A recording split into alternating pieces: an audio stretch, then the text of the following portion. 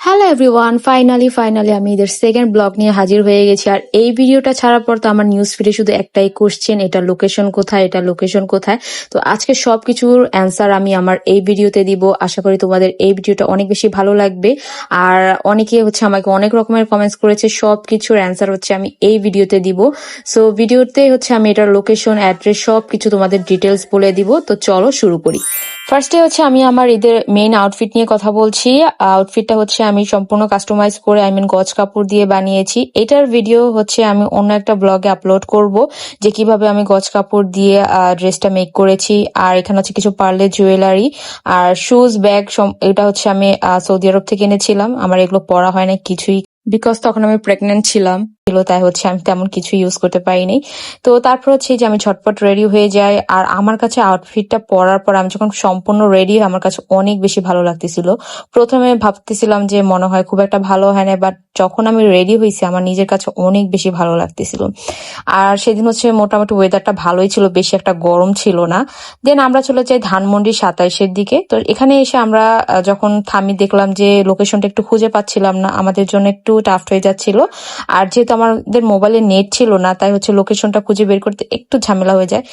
দেন আমরা সামনে আরেকটু হেঁটে যাই, যাওয়ার পরে দেখলাম যে রেস্টুরেন্ট একদম 13 ফ্লোরে। আর তোমাদের জন্য আরেকটু সহজভাবে বলে দিই, এটা মিনা বাজারের একটু পরেই তোমরা এই রেস্টুরেন্টটা পেয়ে যাবে, একদম 13 ফ্লোরে। আর এসেই দেখে যে এত মানুষ, এত ক্রাউড চলতেছে, তখনই আমরা গেস করে ফেলছি যে সবাই মেবি এই রেস্টুরেন্টেই আসছে।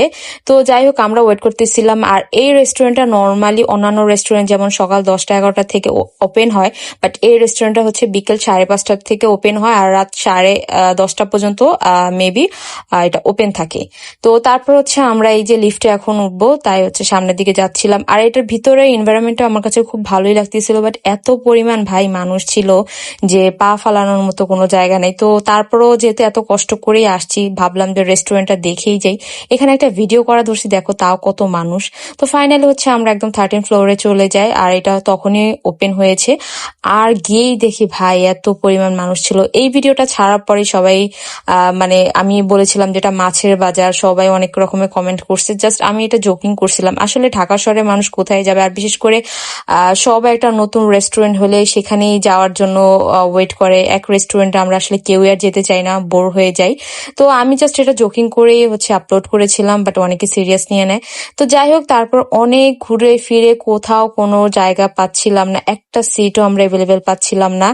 তো এই ভিডিওতে তোমরা আমাকেই বেশি দেখবা, কারণ আমি রেস্টুরেন্টের কোনো ফুল ওইভাবে ভিডিওই নিতে পারিনি, কারণ সব জায়গায় মানুষ ছিল, কোনো কর্নার বাকি ছিল না যে সেখানে মানুষ নেই।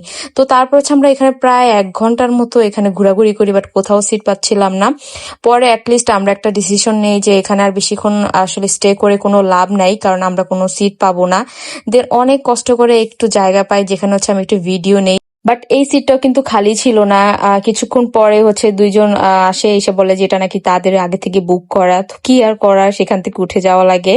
তো তারপরে যে আমরা বের হয়ে যাচ্ছিলাম, আসলে এখানে থেকে আর কোনো লাভই হচ্ছিল না। আর এখানে আমার বড় ভাই ছোট ভাই, ওদেরও নিয়ে আসি, আমরা অনেকদিন একসাথে কোথাও যাইনি। সাথে আরো দুজন মানুষ ছিল স্পেশাল, তাদের কথা নাই বললাম, অন্য একটা ভিডিওতে বলবো। তো তারপরেই তো একটু ঘোরাফেরা করে দেন আমরা এখন বের হয়ে যাচ্ছিলাম। তো বের হওয়ার সময় দেখলাম যে এখানে লাইটিংটা খুব ভালোই ছিল, তাই আমি একটু ভিডিও নেই।